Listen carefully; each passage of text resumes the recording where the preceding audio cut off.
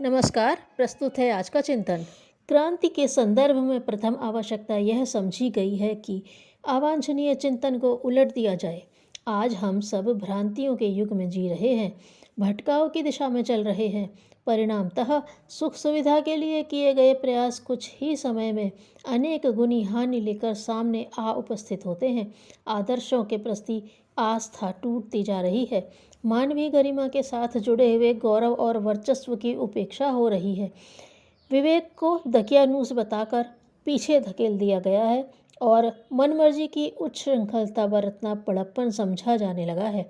यह प्रचलन कुछ एक वरिष्ठों को ही अच्छा लगा, सर्वसाधारण को उसका भारी त्रास सहना पड़ा। सोचा जाने लगा है कि प्रचलित अनाचार का अंत होना चाहिए।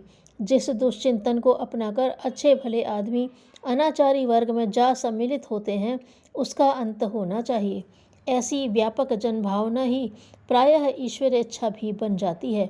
अनाचार की प्रतिक्रिया का नाम ही दैवी अवतार है।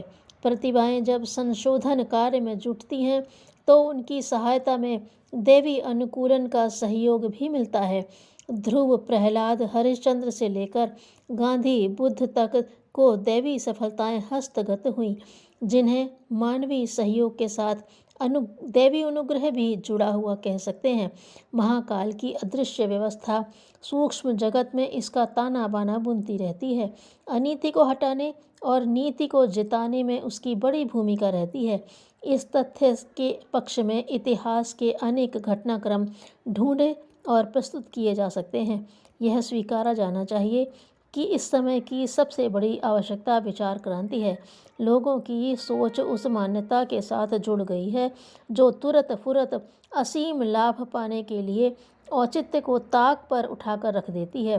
कहने को कोई नीति सदाचार का समर्थन वाणी से भले ही करे, पर अधिकांश लोगों का आचरण अंधविश्वासों, ललक लिप्साओं और चतुरता के सहारे कुछ भी कर गुजरने का स्वभाव बन गया है।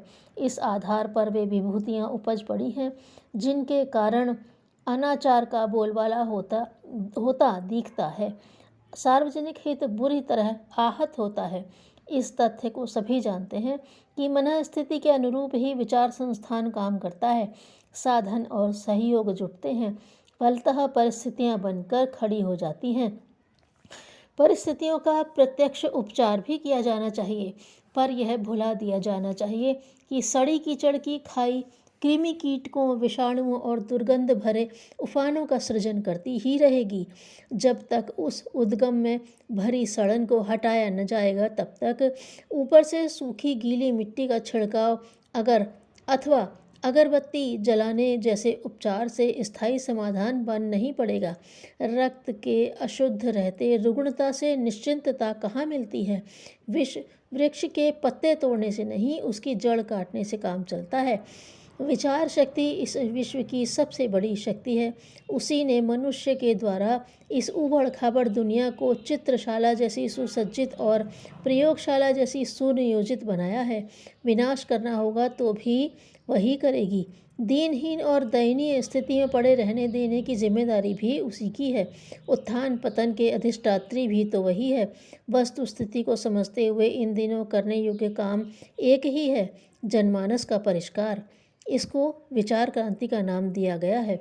इसी की सफलता असफलता पर विश्व का, मनुष्य का उत्थान पतन पूरी तरह निर्भर है। प्रमुखता और प्राथमिकता इसी को मिलनी चाहिए। विश्वात्मा की यही मांग है। दैवी शक्तियाँ इसी को संपन्न करने के लिए उद्यत हैं। प्रयोजन की पूर्ति के लिए जो कदम बढ़ाएंगे वे पाएंगे कि हवा अनुकूल चल रही है।